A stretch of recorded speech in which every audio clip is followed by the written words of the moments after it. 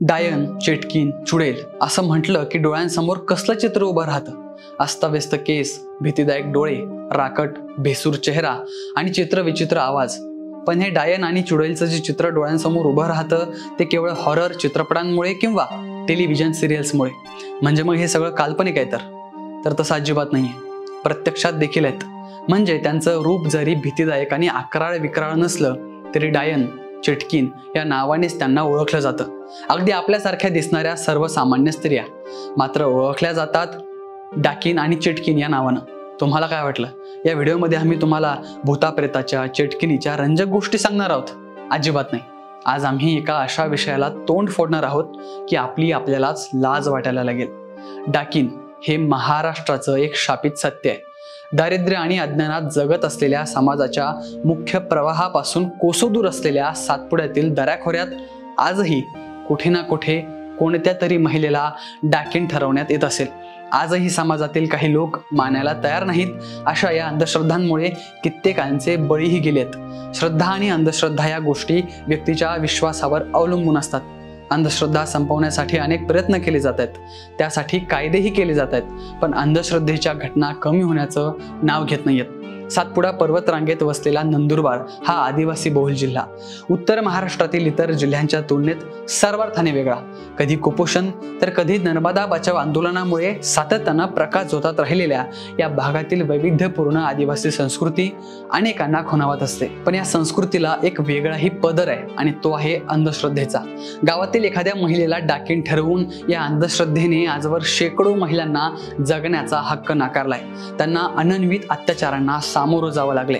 आणि असाच एक धक्कादायक प्रकार पुन्हा एकदा नंदुरबार जिल्ह्यातल्या सातपुड्याच्या अक्कलकुवा तालुक्यातील अतिदुर्गम भागातून समोर आलाय. तू जर डाकिन नाही तर स्मशानात चल आणि राख खाऊन दाखव अशी बळजबरी करत ओघाणीचा चापडापाडा या गावातील लोकांनी बाईदीबाई पाशा वसावे या 50 वर्षाच्या महिलेला डाकिन ठरवण्याचा प्रयत्न केलाय. नमस्कार, मी सुमित्रा वसावे, बाई माणूस रिपोर्टर, नंदुरबार. आज मी नंदुरबार जिल्ह्यातील अक्कलकुवा तालुक्यात सातपुडा पर्वत रांगेत वसलेलं ओघाणी या गावामध्ये आहे. या गावामध्ये एका महिलेला डाकिन ठरवून चक्क स्मशानभूमीतला राख खायला लावला आहे. हा अघोरी प्रकार या गावामध्ये घडलेला आहे. या महिलेला शारीरिक, मानसिक सह आर्थिक छळ सुद्धा झालेला आहे. चला तर मग जाणून घेऊया प्रकार काय आहे. काय नाव की बाई? बाईदीबाई. हाँ, कोडना गाव तू? याच गाव में ओघाणी में. हाँ हाँ. ताहू कोण येते डाकणं काटणे? हम 10-11 वर्षात गए पाय. कहाँ कहाँ डाकणं काटणे ताहू?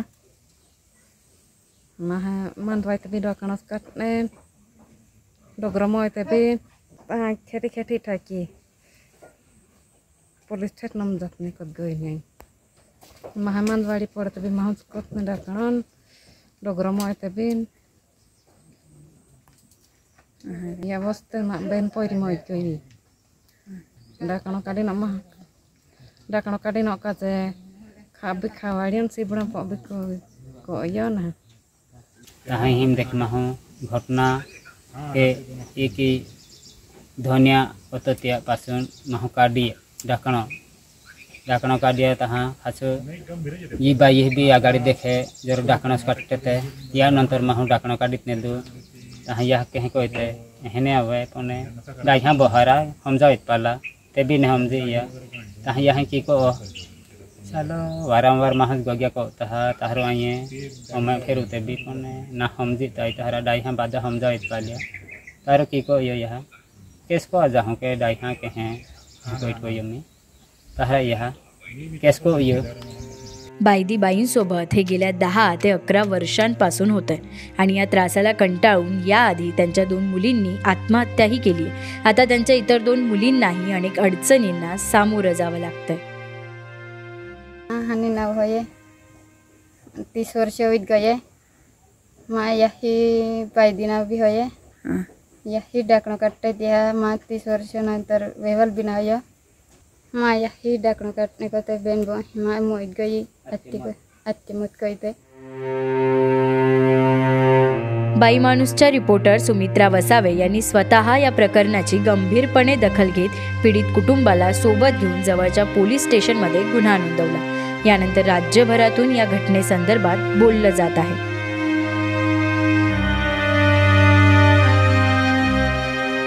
डाकीन प्रथा काय आहे, महिला या प्रथेची शिकार कशा होतात, या घटना आतापर्यंत कुठे कुठे घडल्यात जाणून घेऊयात.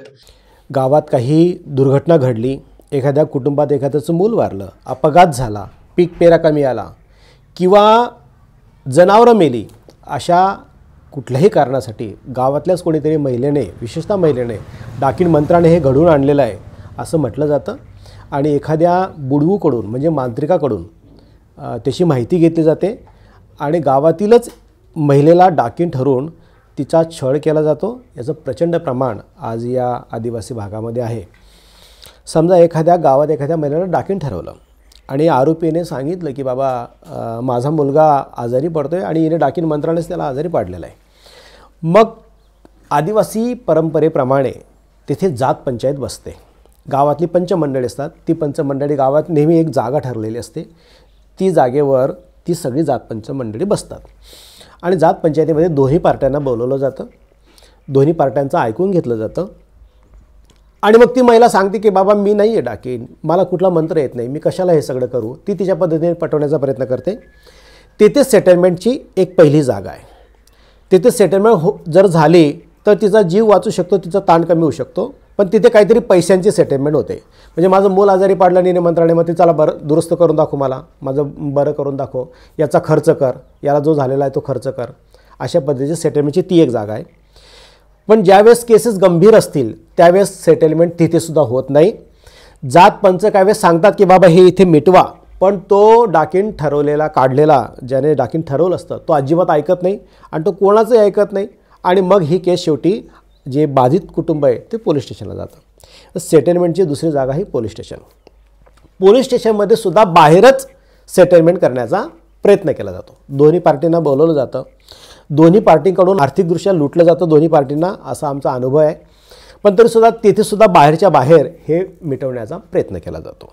मग तिथे जर मिटलं नाही तर मग त्याच्यावर NC दाखल केले जाते आणि मग प्रतिबंधात्मक कारवाई केली असं पोलीस स्टेशनला लिहिलं जातं आणि तो मनुष्य मग तो सुटतो तिथून. प्रतिबंधात्मक कारवाई केली असं या नावाने सुटतो. थोडे दिवस तो शांत राहतो, परत तिचा छळ सुरू होतो. तिसरा एक मार्ग मग आपल्याकडे राहतो की कार्यकर्ते जातात, प्रत्यक्ष दोन्ही कुटुंबाची भेटी घेतात. बुवा बाबा मांत्रिक तांत्रिक लोक कसे मूर्ख बनवतात चमत्कार करून ते आपण त्यांना शिकवतो. आजारपण असेल तर त्या आजारपणाची खरी कारणं काय ते आपण त्यांना सांगतो आणि त्यात आणखी सेटलमेंट करण्याचा प्रयत्न करतो. ह्या 3 तरी जागा आज सेटलमेंटच्या बाबतीतल्या आहेत. आणि मग चौथा एक भाग असा आहे की त्या महिलेला सांगितलं जातं की तू जर आमच्या समोर आली तर तुला मारून टाकू किंवा तुला मारहाण करू, तुझे हातपाय मोडू. मग ती महिला स्वतःचा जीव वाचवण्यासाठी त्या कुटुंबाच्या समोर येत नाही आणि तिने आयुष्यभर त्या कुटुंबापासून स्वतःला लपवून ठेवायचं असतं. अशा कितीतरी महिला तुम्हाला त्या धडगावण्या अक्कलकुवाच्या पाड्यावर मिळतील की ज्या अशा चोरून छुपून आपलं स्वतःचं आयुष्य जगत आहेत. हा एक चौथा मार्ग असतो तिचा जीव वाचवण्याचा. की शिक्षण आणि आरोग्य या 2 व्यवस्था जर नीट कामाला लागल्या तर ह्या प्रथेला आपण निश्चितच थोडं नक्की कमी करू शकू. म्हणजे पूर्वीच्या काळात अटॅकने माणूस मरतो हे जर माहितीच नव्हतं तर हा चालता बोलता मनुष्य मेला याचा अर्थ याला 100% याच्यावर कोणीतरी मंत्र मारला. पण ह्या सगळ्या घटना याच्या मागची शास्त्रीय कारणं, आरोग्याबद्दलच्या जाणीवा या जर नीट विकसित होऊ शकल्या, या जर थेट पाड्यापर्यंत पोहोचू शकल्या तर निश्चितच याच्यात फरक पडणार आहे. शिक्षण व्यवस्था जर चांगली राहिली, दर्जेदार राहिली तर ज्याला आपण सायंटिफिक टेम्परामेंट म्हणतो, वैज्ञानिक दृष्टिकोन म्हणतो, जो शिक्षणातून यायला पाहिजे त्याचा नक्की फरक होणार आहे. भारतातील आदिवासी बहुल राज्यांमध्ये डाकिनीचा प्रश्न चिंताजनक आहे. बिहार आणि पश्चिम बंगालच्या डोंगराळ भागात अनेक स्त्रियांना ठार मारल्याचं आढळून आलंय. घडलेल्या हिंसेची वाच्यताही या भागात केली जात नाही. डाकीण ठरवलेल्या महिलेला ठार मारणं व तिच्या संपूर्ण कुटुंबियांना यासाठी वेठीस धरण्याचे प्रकारही इथं नेहमीच घडतात. ही अवस्था आसाम, मध्य प्रदेश, गुजरात, राजस्थान, आंध्र प्रदेश आणि महाराष्ट्राची आहे. डाकींच्या प्रथेविषयी जनजागृती त्यासोबतच जादूटोणा विरोधी कायदाही करण्यात आलाय, पण तरीही या घटना काही कमी होण्याचं नाव घेत नाहीयेत. ही चिंतेची बाब आहे. कायदा सुव्यवस्थेचा हा प्रश्न आहे. त्यामुळे अर्थातच याची जबाबदारी पोलीस ठाण्यांवर येते. मुळात अंधश्रद्धांपायी डाकीन तर ठरवली जातेच, पण आपापसातील हेवे दावे आणि इतर भांडणांमधूनही हे प्रकार घडले जातात. आज आदिवासी समाज अंधश्रद्धेने घेरला गेलाय हे कुणीही नाकारणार नाही. तसं नसतं तर पूर्ण गाव या प्रथेत सहभागी झालं नसतं. दुसरी बाब, भौतिक फायद्यासाठी केला जाणारा आरोप त्या महिलेला अनेक प्रकारचं शोषण करायला भाग पडतोय. अनेकदा डाकीन काढलेल्या महिलेला डाकीन मंत्राने आजार बरा कर नाहीतर ठार मारू अशी धमकीही दिलेल्या घटना दिसून आल्यात. आधीच पोलीस कर्मचाऱ्यांची संख्या कमी, अधिकार क्षेत्राची मोठी भौगोलिक कार्यक्षमता, दुर्गम अतिदुर्गम गावं, दळणवळणांच्या साधनांचा अभाव अशा समस्यांना सरकारी यंत्रणेला सामोरं जावं लागतं. हे मान्य केलं तरी या भागात डाकीन ठरवण्याचं प्रमाण आजही लक्षणीय आहे. पोलीस ठाण्यांमध्ये गेल्या काही वर्षांपासून स्वतंत्र डाकिनींच्या गुन्ह्यांची नोंद होत आहे. हे सुद्धा एक सकारात्मक पाऊल आहे. ज्या जात पंचायतीत त्याचा निवाडा केला जातो त्या सदस्यांपर्यंत हा विचार न्यावा लागेल आणि सरपंच, पोलीस पाटील यांचं प्रबोधन करावं लागेल. तुमच्या भागांमध्ये अशा कुठल्या अनिष्ट रूढी परंपरा आहेत हे आम्हाला कमेंट करून नक्की कळवा. बायमाणूस तुमच्यापर्यंत पोहोचण्याचा संपूर्ण प्रयत्न करेल आणि तुमच्या समस्या जगासमोर आणेल. त्यामुळे या व्हिडिओला जास्तीत जास्त शेअर करा आणि हो, बायमाणूसच्या YouTube चॅनलला सबस्क्राईब करायला मात्र अजिबात विसरू नका. धन्यवाद.